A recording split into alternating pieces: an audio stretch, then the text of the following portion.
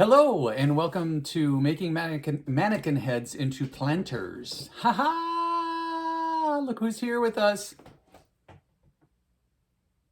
You can speak, Lee. Hi. Lee is working on his stuff. Isn't this cute? Oh my god, we're so cute doing our art together. So today we are going to, I actually have time today to do an extra episode before heading off to the great wilds of Europe. And yeah, I just thought I'd rub that in. I'm going. So that'll be fun. But I wanted to get an episode in of painting before that. So as we know, as we've talked about, like, subscribe, share. Tell all your friends. I've been using SculptCrete. Works like SculptCrete. You'd think I'd know this by now, right? Works like clay, hardens like concrete. SculptCrete. Yeah, so I know that was a creepy face. So working with SculptCrete, ended up sculpting the face, horns and everything else. I'll show you my inspiration. Got a base coat of paint on here. So the process with the SculptCrete is you do three parts dry, 1 part wet, mix it all up. It suddenly will get from gritty, kind of stodgy, stiff type of thing to, ooh, elastic, feels like clay. It literally feels like a gritty clay suddenly in your hand, and that's when you want to apply it. That's when you can do all the blending. Like this one is much better blending than Twisty Head. Which I think I'm going to change the name of Twisty Head to RGB because the face is RGB and not RBG as opposed to the amazing woman that she was, but RGB, red, green, blue. So this one though, I'm really liking. I love the fins, horns, all of that. So I was like, well, do I put more? Do I put more? Do I put more? No. So the trick to the blending on that SculptCrete that I figured out this past time finally is that there's 2 ways to do it, to blend.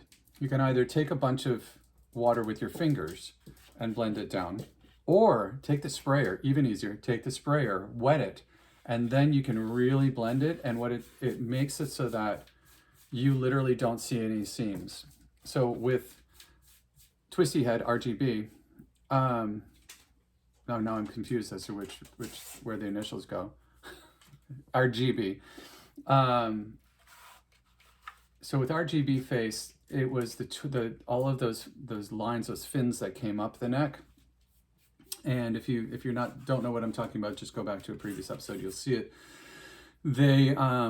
I wasn't able to blend the edges fully down into the neck as well as I would have liked because I didn't really know the process of it. So now you know what I didn't know that I've learned along the way. So we learned it together. So we are going to work on painting the face. My inspiration is this. And this guy it was on Facebook around Halloween that this was posted, and he does just absolutely gorgeous. He does a whole bunch of them that he's posted. If you know his name, post his name on here in the comments and we'll link him up. And I just love his makeup. It's very, very cool. This is the black and white printout because I wanted the high contrast. I was going to print it at work in color. Don't tell anybody. But I was like, well, so I can do my own colors on it. I really want to see what his line work was more than I want to see what his color work was. So this is a good example. I really love, let me point out some things that I really, really, really like. So from this one, I really like around the nose. Let's get this puppy closer. These lines around the nose and coming down, I would not have done that. I like the recess of the eye. So going darker in the eye and then blending it out. The eyebrow, these lines here, I absolutely love.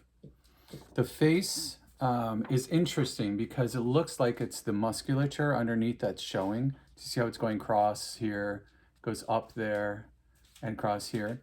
Now he doesn't do, if you'll notice something that he doesn't do, which I like, is that the lines that are here are not just lines. So these are lines, right? Got long lines through here to show a long muscle. These are just put it in and drag and let it end. Put it in, drag, let it end, let it end. Just like these are just slight. This is not even lines through, it's just the sort of visual concept of lines. See what I'm talking about here. See that? They don't end, they just blend out. Like this, blends out. It's like shading, it's a shading approach. So I'm gonna work with that today, and we're going to continue working in the blues. I don't want to get into the green spectrum, so aqua or turquoise is really the farthest. The coastal waters is actually the farthest into the green that I'm going to go. Again, the paints that I'm using are the Americana multi-surface satins, the Deco Arts metallics. I'll bring metallics in at the very end, and I'm going to probably do that on the edges of the horns, which I really like. The idea, like the brow bridge maybe.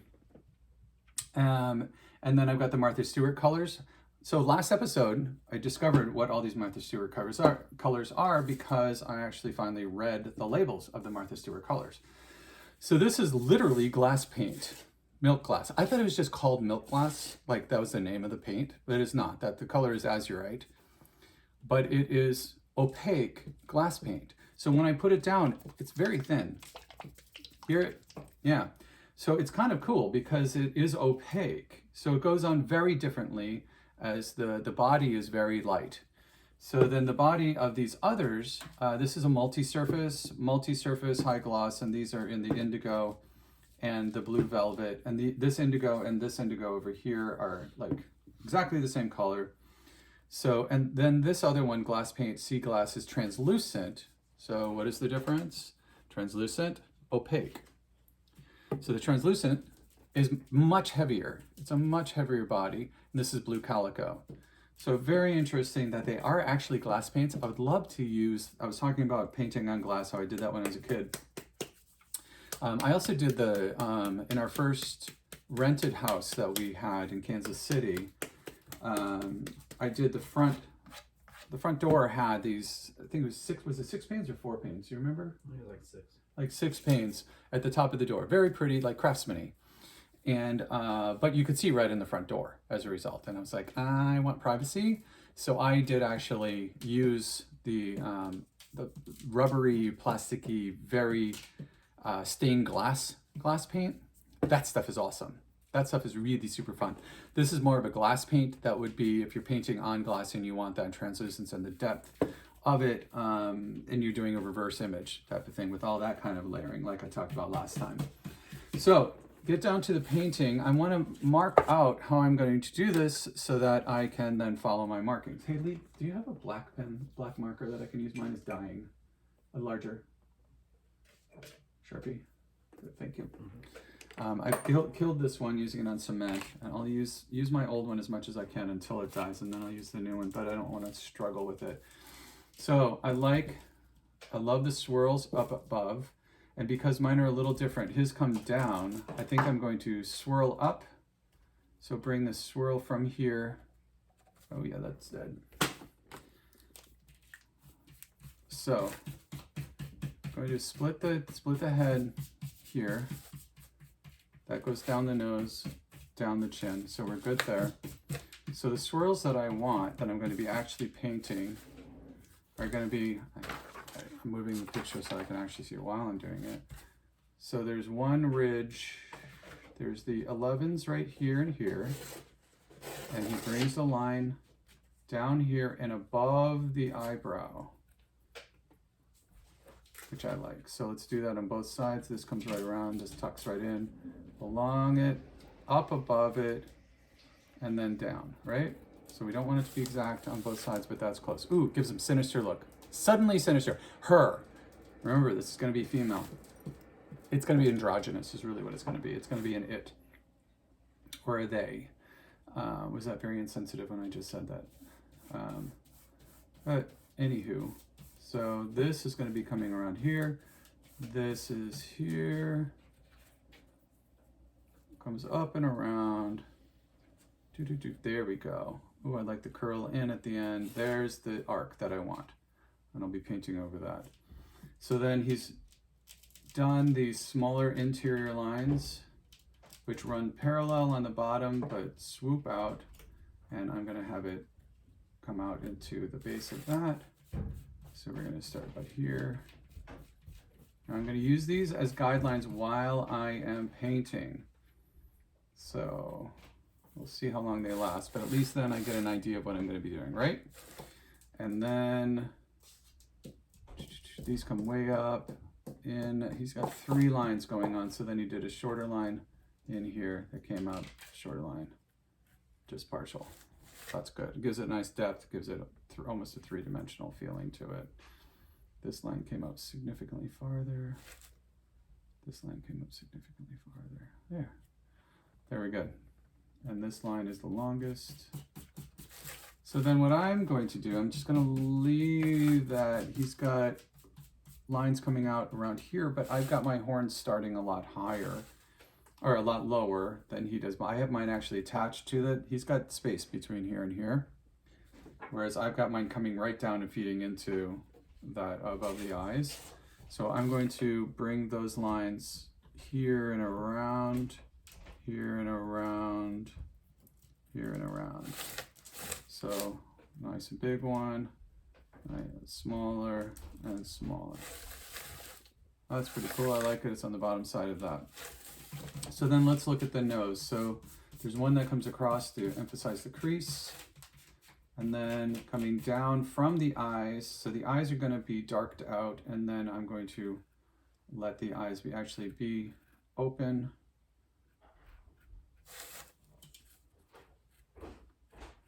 And almond shaped as usual. So there we go. But in this is all going to be darkened. And then we're going to leave it light there. We're going to bring it so that it comes in and down. In and he squirrels it down. I like that. Good shape. Do that on both sides, right? Yep. And down. Not too much symmetry because it'll look different with different lighting type of idea. But you want it similar on both sides, but not exactly the same. And then emphasizing the nostrils. He actually made his nostrils at different shapes that they look like they came way, way up on the sides. Whereas these do come up, but I want to make them look like they come up even further. It's an optical illusion that the makeup does for it. Brings it all the way up and around and down around. So like, there we go. And then he painted sort of dark up in here. So it made it look like that nose holes are further nose holes. He did a little scoop there. And then he brought these lines all the way from the ear. So we don't have ears, so it's going to come from this this side. Going to bring it in, caress the cheekbone, come down and around, and the first one stops there. Then farther out, and these are all parallel lines. So that's what I'm going to do over there. That's enough marking for right now. Let's get with finer brushes, smaller brushes. Here we go. I'm going to try, since I already have acrylic down, I can go back to using my synthetic brushes. I don't need the natural bristle brushes anymore. I'm gonna go to my vat of brushes, fabulous, ginormous collection of brushes. And I'm gonna look for firm bristles that are smaller. This is nice, that's a nice little short bristles, super firm, synthetic. You can see those. Yep, very good. And let's find one more. It's even smaller for fine line work. That's actually now natural bristle, but it's nice and firm.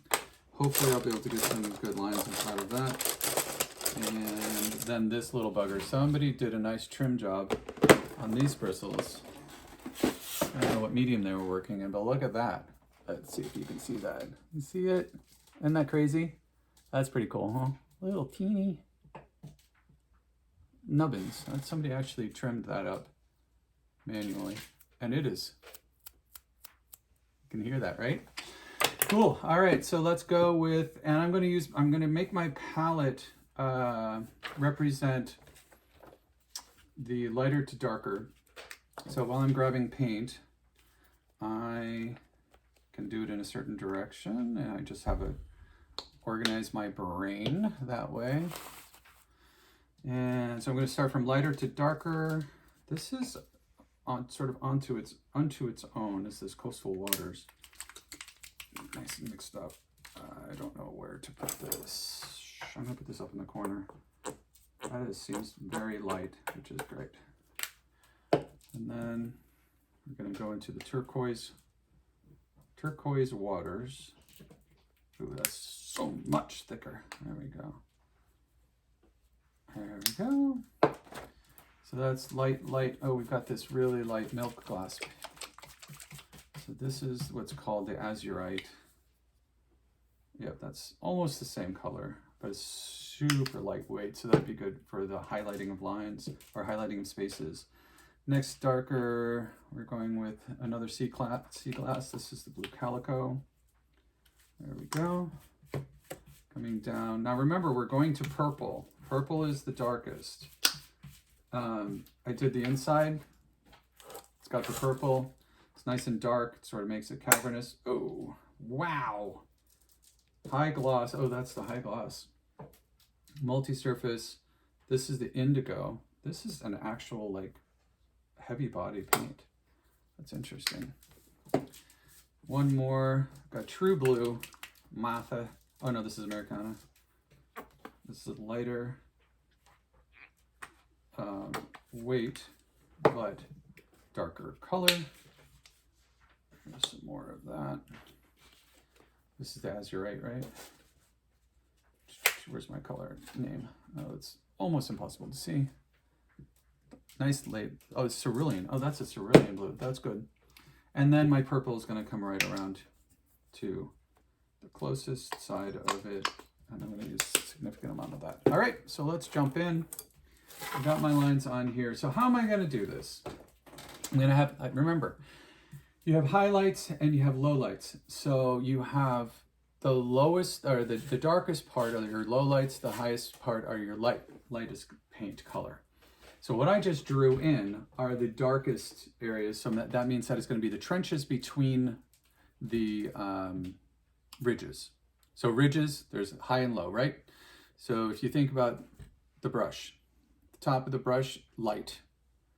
Bottom part of the brush, darker. When you put two brushes together that are parallel, your lightest parts are going to be right on the brush surface. And then if my surface is down here, the in-between is going to be darker. And then you're going to blend from the darkest in the middle out to the lightest on the crest. And then on the other side, okay, you got to do both sides. It's like when one of my art teachers said, you know, clouds have top, bottom, and middle. I was just like, what? No way. It was like mind-blowing. So you got to do all sides. So you got your ridge, you got to darken on the other side. That'll make it actually look like it's standing out. Even if you're just doing it as an optical illusion, it's still going to look like it's standing out. So one thing that we could do that is an option with this that we're not going to do, I could actually do all of these ridges with SculptCrete. I could actually sculpt them all. That's when a couple episodes ago, I was just like, well, and I ended up actually digging out her head, starting her head out. I was like, okay, so am I going to sculpt it all, or am I going to actually paint the imagery on it? So I decided to do it by paint, but I could have very easily done it with SculptCrete. And the problem with working in SculptCrete is I would have to do it in small, the challenge, it's not a problem. I would have to do it in smaller batches, because in order to work in an area and actually do fine work in that area, I'm going to have to keep it very elastic, smooth, wet, put it on in a small area, sculpt that small area. It's not like I can do with clay where I slap it all on there and I can work my way around and just wet it a little bit and it'll soften it back up. Once it starts curing, it gets gritty and it gets harder to work with. So I'd have to do small areas at a time, which is not a big deal, but I didn't want to do it. I'd rather just go ahead and do the painting on it. That's a future project where you can really get fiddly with this actual SculptCrete itself and get in there, get very, very detailed. So the nice challenge about this is going to be the painting part of it. It's going to be fun to sort of bust into. So the next question is, do you do highs first or do you do lows first? Well, I mean, I'm always sort of wanting to do the lows first, so the darker first, and then go into the lighter. Remember, you can let it dry. It's acrylic, so it doesn't take long to dry. You can let it dry and come back over it later. So if you do dark and it starts to get muddy, stop that area, move on to a different area, and you're going to be good to go. So I'm going to actually do the darker lines that I just drew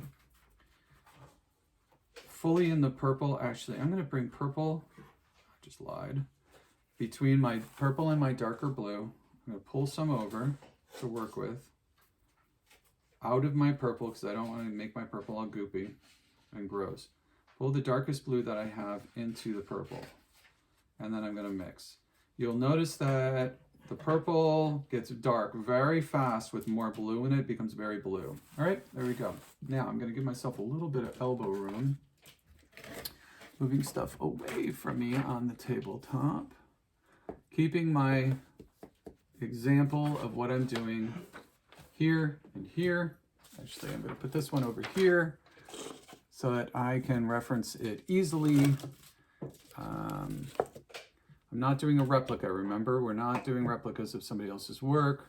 I'm doing my version of it, but I'm taking that as inspiration and as an example of a very successful version of this. So I've got both of my reference materials over here, make them in a good place that you can see well.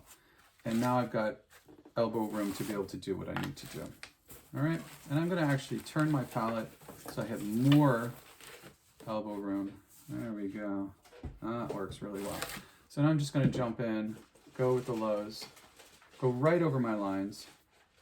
Because I have the acrylic base on here already, it is actually wonderfully, and this is the reason I did it,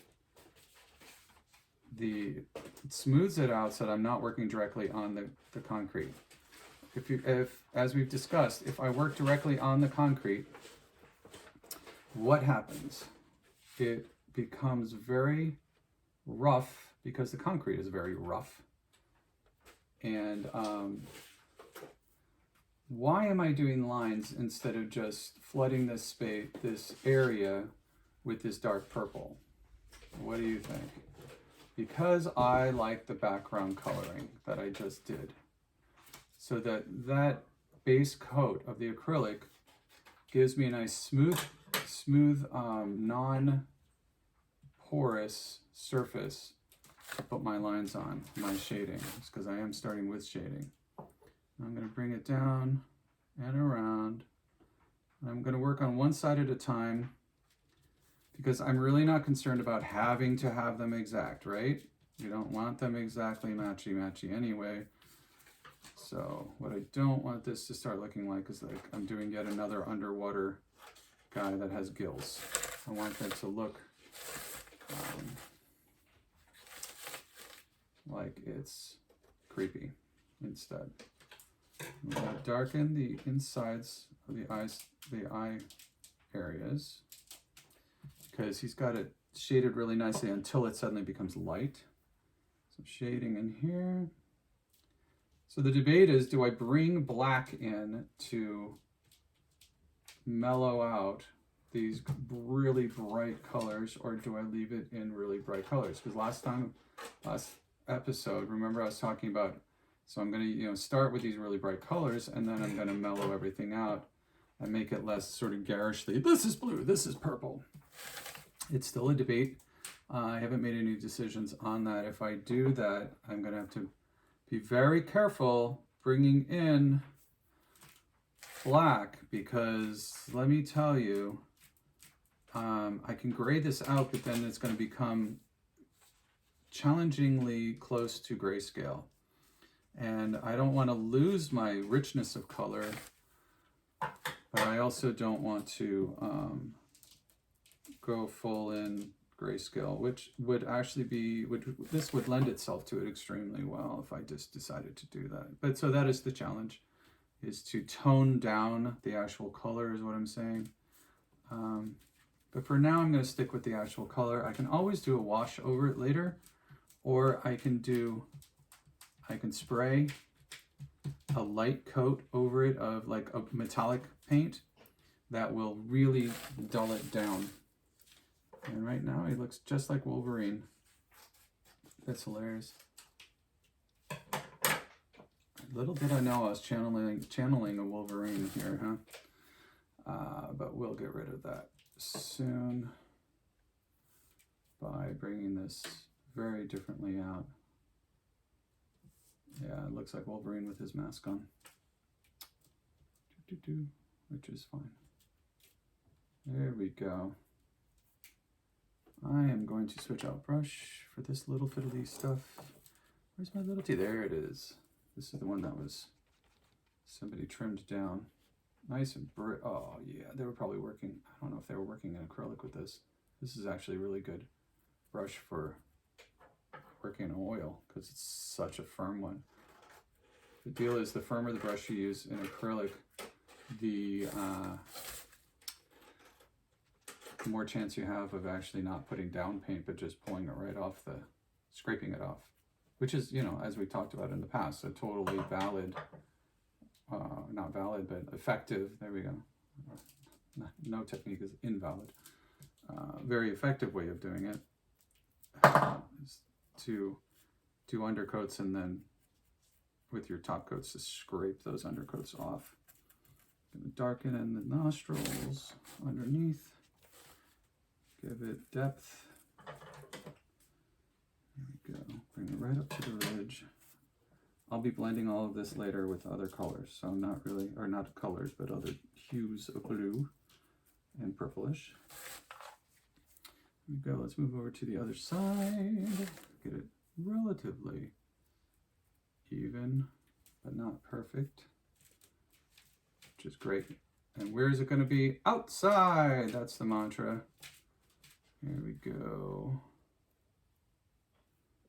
Right around. It definitely is very different from the other side, which I like. Oh, there we go. Look at that. Yeah, because the sculpting on this side is the shape of the nostril is very different from the shape of the nostril on the other side. I'm very right-handed, meaning that when I do any sort of circular or arc or anything like that, drawing lines, when I go one direction, it's extremely different than going the other direction. I'm not ambidextrous that way. Some people are able to like do parallel lines that are just like amazing to me because I cannot do that. So when I draw a line, this arc is different from coming down. So if I were to draw in from the right to the left, from what you're seeing, if I go like this bottom part, that rounded shape, is different than if I do it from this way. Some people will take it, I've seen artists that will they do this, they take their left hand and do it on the other side because our brains tend to mirror the sides and the actual physical action of the hands. So if you do this action, it's always going to be a different shape on both sides. Actually, well, for me, not everybody. Some people, like I said, are able to, incredibly enough, really match up their arcs on both sides. And you can actually improve, if you really want to do that, you can improve it by just practicing. Do the same arc over and over and over, adjust it each time that you do it, and consciously change it up to have them matching better. I don't have that patience. Don't have the interest in doing that either. This is not my gig. This is my fun place. So here we go. Starting on the other side. I know I'm covering. There we go. Now you can see a little bit better. And just bringing it in. I like that I did it with the marker. That was helpful because I don't get lost in what I'm doing. Freeform is great unless you're trying to do something. For me, trying to do something that's relatively related to the other side. This gives me the freedom of just dragging paint, putting paint down, instead of having to look over the other side, come back, look over the other side, come back. Draw it first.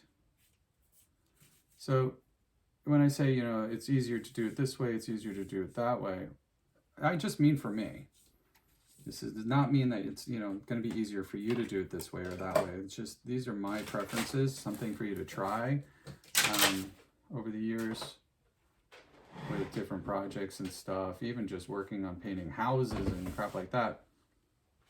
Interior painting of rooms, I've found just my mechanics, my physical mechanics, and I like paying attention to stuff like that for some reason. It registers in my brain. And so it's going to be different for you.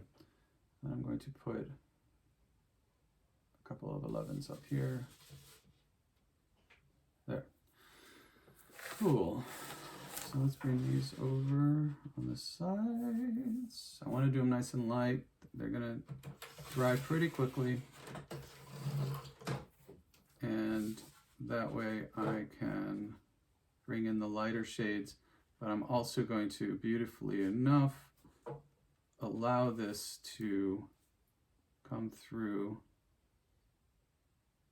the undercoat that I did, or the undercoat to come through around these lines.